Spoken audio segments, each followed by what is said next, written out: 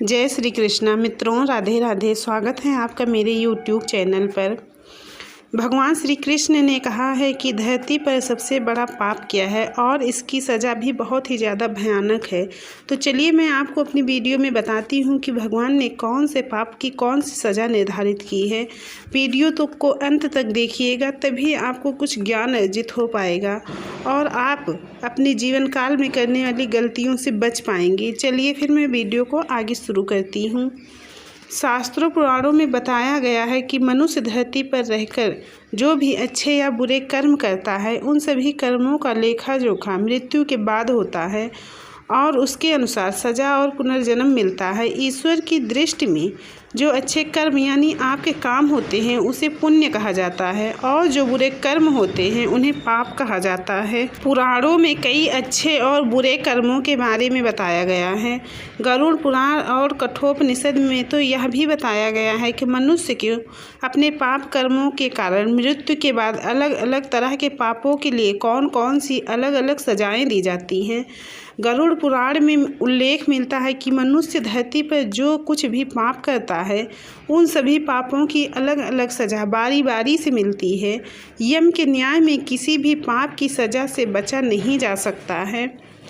चलिए फिर मैं आपको बताती हूँ वो कौन से पाप हैं। गरुड़ पुराण में बताया गया है कि पर स्त्री पुरुष संबंध रखने वाले को लोहे के गर्म सलाखों को आलिंगन करवाया जाता है। जो पुरुष अपने गोत्र की स्त्री से संबंध बनाता है उसे नरक की यातना भोग कर लकड़बग्घा अथवा शाही के रूप में जन्म लेना पड़ता है। कुंवारी अथवा अल्प आयु कन्या से संबंध बनाने वाले को नरक की घोर यातना सहने के बाद अजगर योनि में आकर जन्म लेना पड़ता है। जो व्यक्ति काम भावना से पीड़ित होकर गुरु की भक्ति का मान भंग करता है, ऐसे व्यक्ति वर्षों तक नरक की यातना सहने के बाद गिरगिट की योनि में जन्म लेता है। मित्र के साथ विश्वासघात करके उसकी पत्नी से संबंध बनाने वाले को यमराज गधा की योनि में जन्म देते हैं। लेकिन व्यभिचार और धोखा देने से भी बड़ा एक पाप है जिसकी सज़ा कठोर है। महाभारत के समय एक व्यक्ति ने ऐसा पाप किया था, लेकिन आजकल बहुत से लोग ऐसा पाप करने लगे हैं। जानिए वह पाप क्या है और उसकी सज़ा क्या है। चलिए मैं आपको बताती हूँ। भगवान श्री कृष्ण की दृष्टि में जो सबसे बड़ा पाप है वह है भ्रूण हत्या। महाभारत युद्ध समाप्त होने के बाद जब द्रोणाचार्य के पुत्र अश्वत्थामा ने उत्तरा के गर्भ में पल रहे बालक पर चित्त पर ब्रह्मास्त्र का प्रयोग करके उसकी हत्या कर दी, तब भगवान श्री कृष्ण सबसे अधिक क्रोधित हुए थे। श्री कृष्ण ने उस समय ही घोषणा कर दी थी कि अश्वत्थामा का पाप सबसे बड़ा है, क्योंकि उसने एक अजन्मे बालक की हत्या की है। श्री कृष्ण ने इस पाप की सज़ा स्वयं अश्वत्थामा को दी थी।